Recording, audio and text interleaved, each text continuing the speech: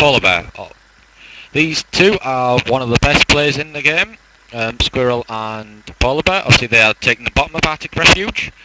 If we look at the top of the map, we currently have Kocmoh or Inkis E. The clan of the TFF is going for a quick land factory start. Obviously the opponents from DeamonicSquirel and Raging Bear are pretty unknown. I don't know them that very well, but obviously they're going. Obviously Green is going straight for an eco start, while we've got his partner Mactep X-Bog going for a land, going for pretty much the same eco start, but all out land. As we go and have a look at DeamonicSquirel, DeamonicSquirel is going all out land. A little bit of eco going on, but not much. So this will be an interesting fight between these two. And as we have a look on the bottom left-hand side of the map, we've got Polarbear. UEF going straight for a T1 bomber start. So obviously he's going to start focusing on killing the enemy's engineers, stopping them from being able to choose mass, extractors. As we can see, Polarbear already has a bomber. He's currently scouting the enemy to see what's happening, what's not. Obviously there we go. Mactep's building a T1 radar.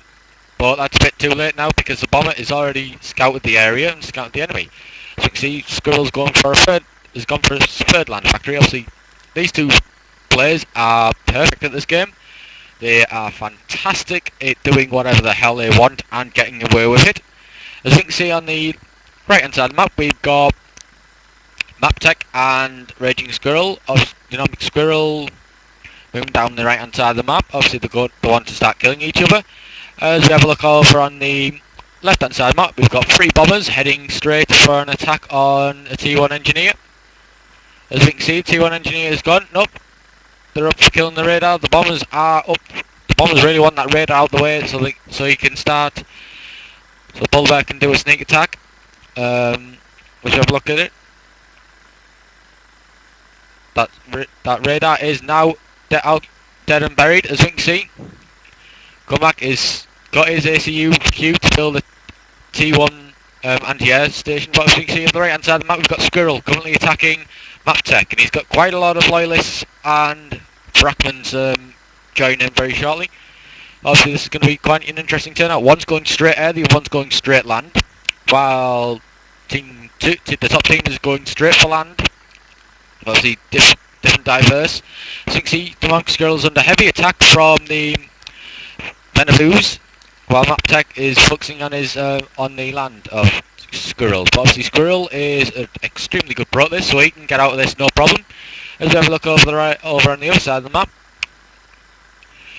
we've got bombers killing the land forces of Kocmoh, and now he's building T1 mobile missile launchers, so obviously he wants to start missile launching them to death. As you can see, there's also a T1 point defense with a shield inside the land factory shield. Obviously this is going to do Polarbear fantastic defense. As you have a look over on the right hand side of the map, Raging DeamonicSquirel has defeated Mactep, so obviously now it's currently 2-1 Polarbear and Squirrel versus Kocmoh. As we can see, obviously you can have a look and see what Raging's doing. DeamonicSquirel's doing. DeamonicSquirel is doing absolute jack all, surprisingly, but he's moving his land units over near where Polarbear is, and obviously Polarbear is using his massive air superiority to kill the remaining rock heads of Kocmoh. Obviously there's not much he can do. He can try and advance a bit more, but he needs more air towers up to even remotely kill Polarbear's air advantage, which is currently all bombers, no interceptors obviously, so Polarbear doesn't see the need for interceptors yet.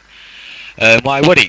He doesn't need any, because there isn't any air of his enemies. Obviously now he's got 4 mobile missile launchers currently firing at the AA tower of Kocmoh, and now since the AA tower is gone, now he's retreating them because we've got rockheads of the enemy of Kocmoh in coming down to kill him. Obviously that's a big problem for Polarbear, but obviously it doesn't actually matter anymore.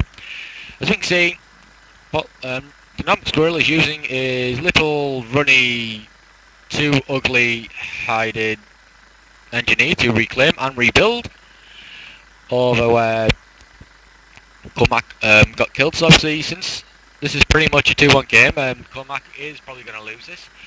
They will be going into the loser bracket, which the map they will play is Field of Isis. So obviously we've got Isis coming up after this for the losers of this match. So this will be an extremely interesting game. As we can see, we've got more T1 bombers just absolutely harassing the land units of the enemy. Obviously the harassment is well fortified and actually quite lovely to see. Now as we can see, Kocmoh is building T1 point defense, but is useless because the bombers are absolutely raping his land units. And also the mobile missile launchers are absolutely raping any area and any land that Kocmoh can kill. Obviously now this bomber's going to kill the air. Now obviously Kocmoh is now doing a suicide run with Polarbear giving the basically saying, yes, you do your suicide run and I'll kill you anyway. So there's been a good game between Polarbear and DeamonicSquirel, which advanced to the second round.